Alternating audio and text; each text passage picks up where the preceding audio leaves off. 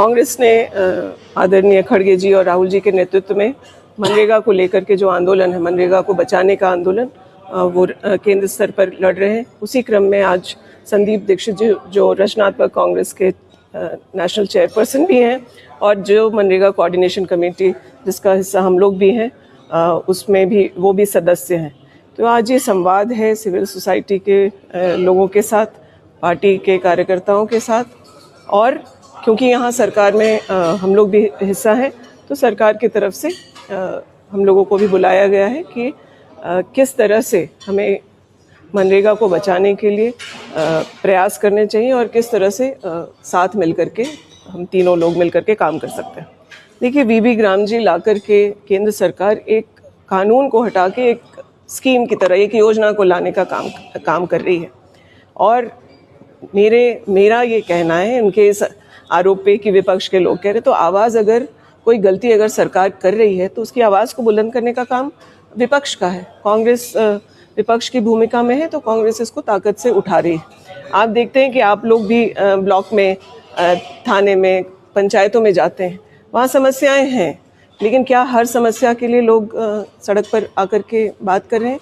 आज अगर आप गाँव में, पंचायतों में जाएंगे तो आपको जो श्रमिक हैं, और श्रमिक ही नहीं, किसान, महिला मजदूर हैं जो इस कानून से जुड़ी हुई हैं, आप उनसे बात करेंगे तो आपको पता चलेगा कि ये समस्याएं हैं। किसान आंदोलन में 2 राज्यों के किसान दिल्ली आकर के उन्होंने जाम करने का काम किया था, लेकिन मनरेगा के हटाने की बात सुन करके जो एक माहौल गाँव के अंदर है, उसको समझने के लिए मुझे लगता है आप लोगों को भी एक बार गाँव की तरफ रुख करना चाहिए और समझना चाहिए कि इसके हटने से पलायन बढ़ने जा रहा।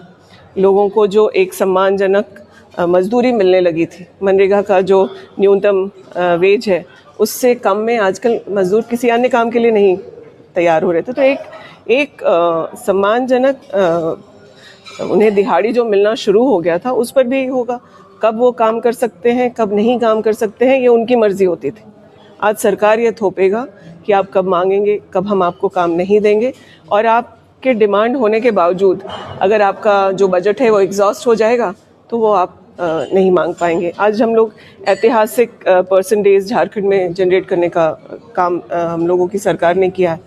12 करोड़ मैंडेज का डिमांड है, लेकिन कल केंद्र हम लोगों को वो राशि देगा कि नहीं देगा, ये भी चिंता की बात है। केंद्र ने पहले ही मनरेगा को मारने का काम सिस्टमैटिकली शुरू कर दिया था। कोविड के बाद फिर 20 स्कीम्स ही चल सकेंगे एक पंचायत में। इसकी वजह से कई सारी योजनाएं हैं जिससे गांव के 500 मजदूरों को काम मिल सकता है, लेकिन केंद्र के इस क्लॉज लगाने के कि 20 स्कीम से ज़्यादा एक साथ नहीं चल सकता है, उसके चलते काम होने के बावजूद गांव के मजदूर बाध्य हैं कि वो कहीं और जाएं और काम करें। सिस्टमैटिकली ख़त्म करने का प्रयास पहले से ही चल रहा था। कई सारे टेक्निकल ग्लिच डालने का काम लोगों ने किया है। 50 लाख से ज़्यादा जॉब कार्ड्स डिलीशन केंद्र ने कर दिया है, जिसको हम लोग रिन्यू या रिवाइव नहीं कर सकते।